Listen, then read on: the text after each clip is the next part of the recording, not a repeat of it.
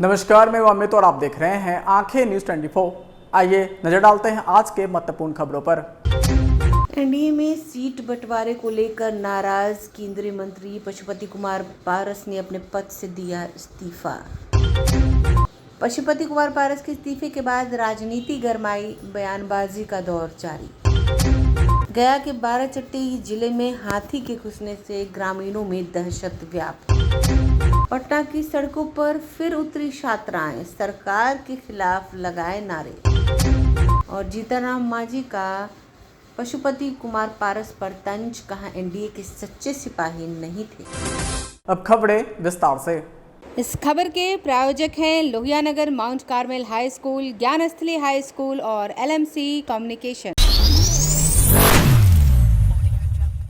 बिहार में एनडीए के सीट बंटवारे से नाराज आरएलजेपी अध्यक्ष पशुपति कुमार पारस ने कैबिनेट मंत्री के पद से इस्तीफा दे दिया है। उन्होंने कहा कि वो सीट बंटवारे से नाराज थे। महज 2 से 3 मिनट की प्रेस कॉन्फ्रेंस में उन्होंने केंद्रीय मंत्री पद से इस्तीफा देने का ऐलान कर दिया। उन्होंने इस बात का भी जिक्र किया कि उनकी पार्टी के साथ अन्याय हुआ है। पूरे ईमानदारी के साथ उनकी पार्टी ने एनडीए की सेवा की है। पारस ने कहा कि वो पीएम मोदी के आज भी शुक्रगुजार हैं, लेकिन मेरे और मेरे पार्टी के साथ नाइंसाफी हुई है, इसलिए कैबिनेट मंत्री पद से इस्तीफा देता हूं। दरअसल 18 मार्च को बिहार को लेकर एनडीए में सीटों का बंटवारा हो गया, जिसमें बीजेपी 17, जदयू 16, चिराग पासवान की लोजपा रामविलास को 5, मांझी की हम को और उपेंद्र कुशवाहा की रालोमो को 1-1 सीट मिली, जिसमें पारस की पार्टी आरएलजेपी का खाता ही नहीं खुला। आरएलजेपी को एक भी सीट नहीं मिली, जिसको लेकर पशुपति कुमार पारस से लेकर उनकी पार्टी के नेताओं ने भी नाराजगी है। इसी के चलते आज केंद्रीय मंत्री पद से इस्तीफा दे दिया है। नाराजगी की वजह ये भी है कि इस सीट बंटवारे में चिराग की लोजपा को 5 सीटें दे दी गई हैं, जिनमें से 4 सीटों पर पारस गुट का कब्जा था। दरअसल 2019 लोकसभा चुनाव एलजेपी में एनडीए के साथ लड़ा था, तब पार्टी में 2 फाड़ नहीं हुई थी, लेकिन इसके बाद पार्टी 2 गुटों में बंट गई थी। इस चुनाव में एलजेपी ने 6 सांसद जीते थे, जिसमें पारस समेत 5 सांसदों ने अलग गुट बना लिया था और पारस केंद्रीय मंत्री भी बन गए थे। लेकिन इस बार पारसा उल्टा पड़ गया और भतीजा चाचा पर भारी पड़ गया। जो सीटें पारस की पार्टी की थी, उन पर अब चिराग की पार्टी चुनाव लड़ेगी। चर्चा इस बात की भी है कि पशुपति कुमार पारस हाजीपुर से चिराग पासवान के खिलाफ चुनाव लड़ सकते हैं, मतलब चाचा भतीजा इस चुनाव में आमने सामने हो सकते हैं। वहीं बताया जा रहा है महागठबंधन से भी पशुपति कुमार पारस की बातचीत चल रही है। कयास लगाए जा रहे हैं पारस महागठबंधन के साथ भी जा सकते हैं, लेकिन ये सिर्फ चर्चा है। ब्यूरो रिपोर्ट, आंखें न्यूज 24। कल एनडीए गठबंधन के द्वारा बिहार में 40 लोकसभा सीटों के लिए किस दल को कितना सीट मिलेगा, इसकी घोषणा हो गई। मैंने आज से 5-6 दिन पहले प्रेस वार्ता में मैंने कहा था कि हम तब तक इंतजार करेंगे जब तक एनडीए का विधिवत घोषणा नहीं होता। कल विधिवत घोषणा हो गया। हम लोग 5 सांसद थे, हमारी पार्टी में 5 सांसद थे। मैंने बहुत ईमानदारी, बहुत लगन से, वफादारी से मैंने एनडीए की सेवा की। आज भी मैं माननीय प्रधानमंत्री जी का शुक्रगुजार हूं और मैं आज भी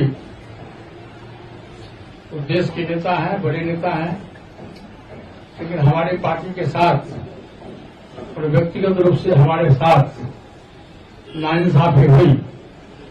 इसलिए मैं भारत सरकार के कैबिनेट मंत्री से मैं क्या। पशुपति पारस के कैबिनेट पद से इस्तीफे के बाद राजद ने इसे सराहनीय बताया और पूर्व मंत्री तेज प्रताप यादव ने कहा बीजेपी ने नाइंसाफी होती थी और पशुपति पारस के साथ नाइंसाफी हुई, जिसके बाद उन्होंने सही फैसला लेते हुए मंत्री पद से इस्तीफा दे दिया। उन्होंने कहा कि वहाँ महागठबंधन में स्वागत है। अगर वह महागठबंधन की तरफ से चुनाव लड़ते हैं तो महागठबंधन को इससे काफ़ी फायदा मिलेगा। वहीं विजय सिन्हा ने कहा कि बीजेपी ने पशुपति पारस को बहुत सम्मान दिया, अब भतीजे की बारी है, पशुपति पारस को आशीर्वाद देना चाहिए। में तो नाइंसाफी होती ही है। अच्छा किया उन्होंने छोड़ दिया, उनको बहुत पहले ही छोड़ देना चाहिए था पारस जी को। और अच्छा किया उन्होंने छोड़ दिया, तो बहुत अच्छा डिसीजन है। आप लोग की तरफ आएंगे तो सर वेलकम करेंगे। एकदम वेलकम करेंगे हम तो सबसे पहले वेलकम करेंगे उनका। चलिए, पॉजिटिव असर होगा इंडिया हाँ? में, पॉजिटिव असर होगा अगर आएंगे। पॉजिटिव असर हो रहा है। देखिए, देश के प्रधानमंत्री माननीय नरेंद्र मोदी जी ने पशुपति बाबू को कितना सम्मान दिया है। लंबे समय तक कैबिनेट में मिनिस्टर रहे हैं और जब उन्हीं के भतीजे का, जिसका हक भी बनता था, उनके पिताजी के जाने के बाद उत्तराधिकारी थे, उनको छोड़ के इनको सम्मान मिलते रहा। और उसके बाद जब उसको नए लोगों को अवसर मिल रहा है तो इनको आशीर्वाद देना चाहिए और मिल करके आगे बढ़ाना चाहिए और इनका भी सम्मान होगा। देश के प्रधानमंत्री नरेंद्र मोदी जी पुराने का भी स्वागत करते हैं, नए का भी अभिनंदन करते हैं, पुराने को सम्मान भी देते हैं। और भारतीय जनता पार्टी सबको लेके चलती है और भारतीय जनता पार्टी देश के प्रधानमंत्री नरेंद्र मोदी जी के नेतृत्व में सबका भविष्य सुरक्षित है और सबका भविष्य सुंदर और बेहतर है। ये माहौल में जो व्यक्ति अपने लीड से हटेंगे, डूबती हुई नाव में बैठेंगे, तो वो भी अपना भविष्य जानते हैं कि क्या होगा। और युग बदलता है, जनरेशन बदलती है, तो लोगों को उसके साथ एडजस्ट भी करना चाहिए। देखिए, देश के प्रधानमंत्री माननीय नरेंद्र मोदी जी ने पशुपति बाबू को कितना सम्मान दिया है। लंबे समय तक कैबिनेट में मिनिस्टर रहे हैं और जब उन्हीं के भतीजे का, जिसका हक भी बनता था, उनके पिताजी के जाने के बाद उत्तराधिकारी थे, उनको छोड़ के इनको सम्मान मिलते रहा। और उसके बाद जब उसको नए लोगों को अवसर मिल रहा है तो इनको आशीर्वाद देना चाहिए और मिल करके आगे बढ़ाना चाहिए और इनका भी सम्मान होगा। देश के प्रधानमंत्री नरेंद्र मोदी जी पुराने का भी स्वागत करते हैं, नए का भी अभिनंदन करते हैं, पुराने को सम्मान भी देते हैं। और भारतीय जनता पार्टी सबको लेके चलती है और भारतीय जनता पार्टी देश के प्रधानमंत्री नरेंद्र मोदी जी के नेतृत्व में सबका भविष्य सुरक्षित है और सबका भविष्य सुंदर और बेहतर है। ये माहौल में जो व्यक्ति अपने लीड से हटेंगे, डूबती हुई नाव में बैठेंगे, तो वो भी अपना भविष्य जानते हैं कि क्या होगा। और युग बदलता है, जनरेशन बदलती है, तो लोगों को उसके साथ एडजस्ट भी करना चाहिए। समाचारों में वक्त हो चुका है एक छोटे से अंतराल का। I am Shalini Singh, principal of Ludhiana Mount Carmel School. Here in our school, we give best education and good environment to our students, where they can learn well. We provide here well-equipped lab, well-equipped, well-stocked library. We have here well-trained teacher also. We have a sports playground for cricket, volleyball, football, and also provision for indoor activities. So we have here security system, information and communication technology. So we have all facilities here in our school where students feel comfortable and secure.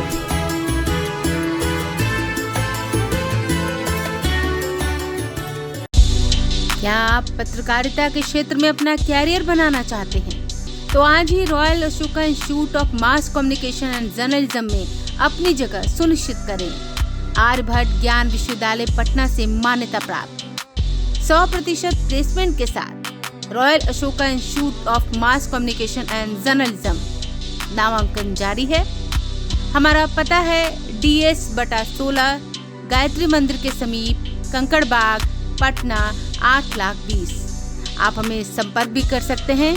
हमारा mobile number है 9955456126। Break के बाद आपका फिर से स्वागत है। गया जिले के बाराचट्टी थाना क्षेत्र में एक जंगली हाथी किसी जंगल से भटककर पहुंच गया है, जिसको लेकर ग्रामीणों में काफी दहशत व्याप्त है। मिली जानकारी के अनुसार उस हाथी फसल यानी कई चीजें को नुकसान कर रहा है। बताया जाता है कि हाथी 2-3 दिन पूर्व फतेहपुर की ओर से मोहनपुर होते हुए बाराचट्टी की ओर कूच कर गया। हालांकि इसकी सूचना ग्रामीणों के द्वारा मोबाइल फोन पर रेंज ऑफिसर को देने का बहुत प्रयास किया गया, लेकिन लोगों ने बताया कि रेंज ऑफिसर फोन नहीं उठाते। इस संबंध में जब रेंज ऑफिसर शशिश भूषण चौहान से बात की गई तो उन्होंने बताया, हमारी टीम हाथी को भगाने के लिए पूरी तरह से काम कर रही है। उन्होंने बताया, हाथी को भगाने के लिए हर संभव प्रयास किया जा रहा है। इसके लिए विशेष टीम बंगाल से आई है। आज हाथी को बाराचट्टी स्थित प्रतापी पंड्या काहूदाग के जंगलों में देखा गया। इसे भगाने के लिए प्रयास में वन विभाग के संबंधित कर्मी लगे हुए हैं तथा अनाउंसमेंट कर हाथी से लोगों को बचाने के लिए जागरूक किया जा रहा है। वहीं लोगों के फोन नहीं उठाने को लेकर रेंजर से बात की गई तो उन्होंने कहा ऐसी कोई बात नहीं है। ब्यूरो रिपोर्ट, आंखें न्यूज़ 24।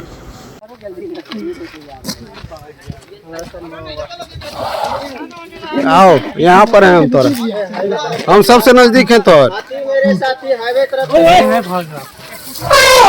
वाह, वेरी गुड। कुत्ता के मारिए ना। अरे कुत्ता के मार यार, कुत्ता के मार।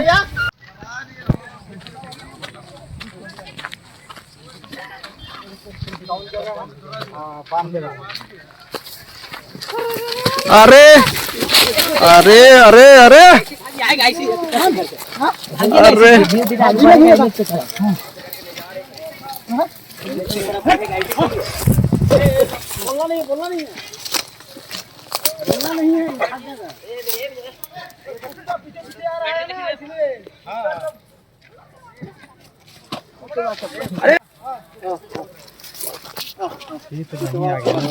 इतना दूर लाए थे घूम के आएगा ये आदमी देखेगा कहेगा पीछे। तुम लोग चुप रहो, बोलना नहीं है।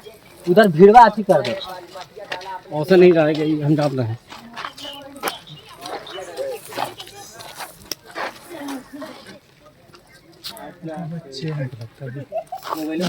चलो चलो चलो चलो, बढ़ो ना तुम लोग, बढ़ो ना। अच्छा कहीं नहीं तरफेगा भाई। राज्य सरकार ने कॉलेजों से 11वीं और 12वीं की पढ़ाई खत्म कर दी है। उसी के विरोध में छात्राएं लगातार सड़कों पर हंगामा कर रही हैं। आज भी पटना में कई जगहों पर छात्राओं ने जमकर प्रदर्शन किया। पटना के कोतवाली थाना क्षेत्र के इंटरमीडिएट काउंसिल के सामने हजारों की संख्या में छात्राओं ने प्रदर्शन किया और सरकार के विरोध में नारे लगाए। पटना में कॉमर्स कॉलेज के बाहर भी राजेंद्र नगर टर्मिनल के पास छात्राओं का प्रदर्शन देखा गया। सड़क पूरी तरह से जाम रहा, जिससे यातायात काफ़ी बाधित हुआ। भारी हंगामे के बाद पुलिस मौके पर पहुंची और छात्राओं को समझाने में लगी।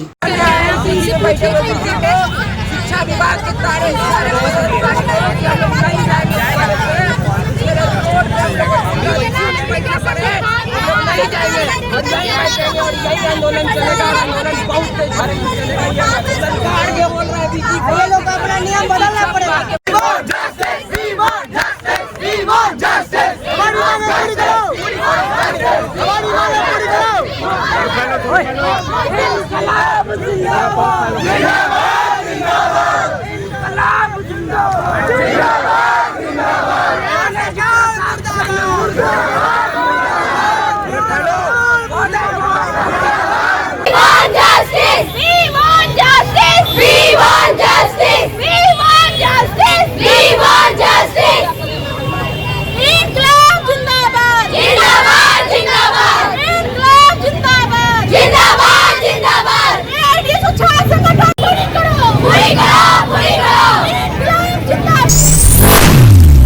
पशुपति पारस के केंद्रीय मंत्री पद से इस्तीफे के बाद लगातार प्रतिक्रियाएं सामने आ रही हैं।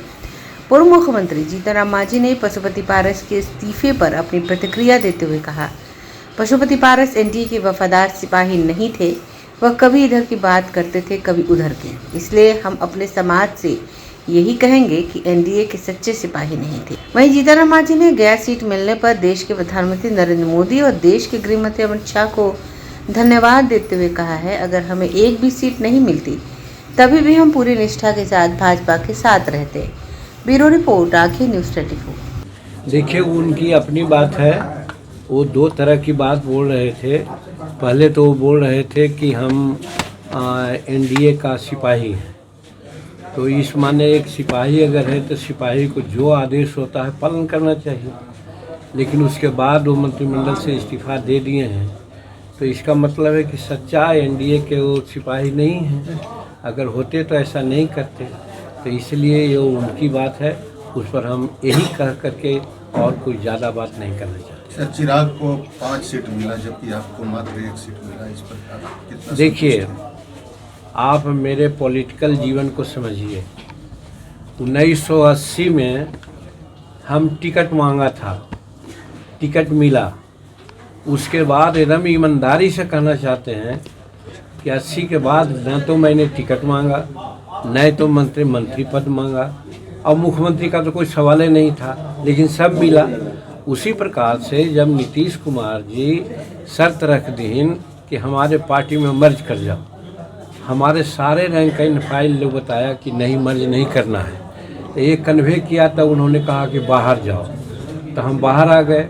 और धन्यवाद देते हैं नरेंद्र भाई मोदी जी को और अमित शाह जी को कि जैसे ही बाहर आए 2 दिन के अंदर ही हमारा बुलावा वहाँ आया और हम वहाँ गए और हम कहा कि हम पूर्ण समर्पण के साथ आपके साथ आए हैं, हमारा कोई टर्म कंडीशन नहीं है।